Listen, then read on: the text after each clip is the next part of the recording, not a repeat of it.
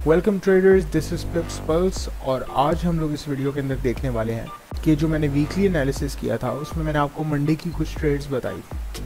अगर तो आपने वो गौर से सुना हुआ है तो आपको शॉर्ट आज की ट्रेड मिल गई होगी। अगर नहीं मिली तो चलें आज हम मंडे को भी रिव्यू करते हैं और फिर ट्यूसडे के लिए हम दोबारा से एक एनालिसिस रन करते हैं और देखते हैं कि मार्केट ट्यूसडे में हम लोग किस तरह मार्केट को एक्सपेक्ट कर सकते हैं।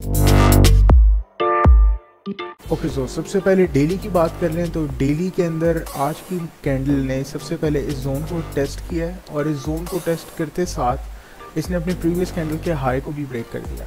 अभी ये आज की कैंडल क्लोज नहीं हुई, लेकिन मुझे उम्मीद है ये इसी तरह क्लोज होगी। अभी कुछ घंटों के बाद ये क्लोज हो जाएंगी और मैं इस तरह क्यों कह रहा हूँ इसकी मैं आपको रीज़न H4 में चल के बताता हूँ। तो चले हम जल्दी से H4 को देख लेते हैं।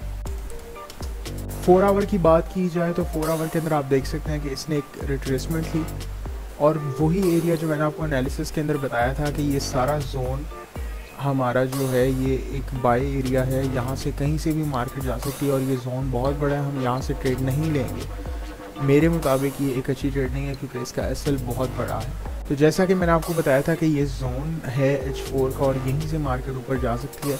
आप देख सकते हैं मार्केट उसी जोन की 50% को टेस्ट करके वहीं से एक इंगल्फ दी है और फिर एक और कैंडल इसने अभी ऊपर लेके जा रही है। अभी क्लोज नहीं है, इसमें सिर्फ 1 घंटा रहता है क्लोज होने में और आई एम प्रीटी श्योर कि ये अभी 1 घंटे के लिए ऊपर ही मार्केट सस्टेन करने वाली है इस लाइन से, क्योंकि इसने एक बुलिश स्ट्रक्चर शिफ्ट देना है। अब इस चीज़ को कंफर्म करने के लिए हम लोग चलते हैं H1 में।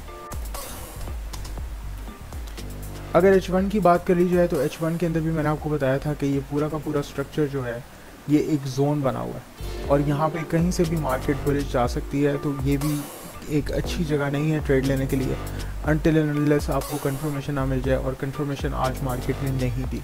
लेकिन कोई मसला नहीं, हम लोग इसको ट्यूसडे के लिए देखते हैं। ट्यूसडे की अगर बात की जाए तो अभी जो स्ट्रक्चर इसने ऊपर की तरफ दोबारा एक कॉन्टिन्यूएशन दी है स्ट्रक्चर में, और ये कॉन्टिन्यूएशन देने के बाद इसने अभी तक अपना हाई कंफर्म नहीं किया H1 और मुझे उम्मीद है अभी ये 3-4 घंटे अपना हाई कंफर्म करेगी भी नहीं। डोजी कैंडल काउंट नहीं होती, लेकिन इसका हाई को हम लोगों ने मार्क किया हुआ है। अभी ये पहली हमारे पास मोमेंटम कैंडल आई है, इसके बाद कम से कम हमें एक और मोमेंटम कैंडल चाहिए सेल के अंदर, तो फिर हमारा हाई कंफर्म हो जाएगा। जैसे ही हमारा हाई कंफर्म होगा हमारे पास ये 2 एरियाज़ हैं जिधर हम ट्यूसडे को ट्रेड ले सकते हैं। तो सबसे पहले ट्यूसडे की ट्रेड की बात कर लेते हैं। अगर ये हाई यही है इसका, तो पहली ट्रेड तो आपको मिलेगी इस एरिया से।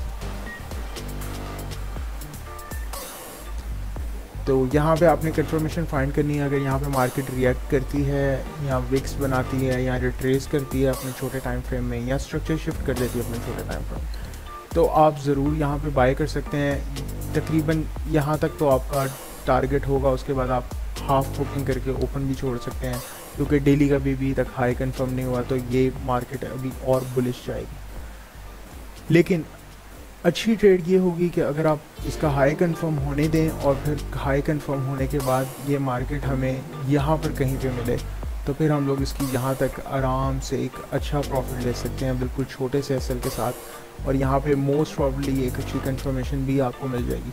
तो मेरा ख्याल से ट्यूसडे के लिए अगर किसी ने ट्रेड करनी है तो वो इस एरिया का वेट करे। जैसे ही पाउंड इस एरिया के अंदर आता है और कोई कंफर्मेशन देता है तो वो यहाँ से बाय करें। Thank you.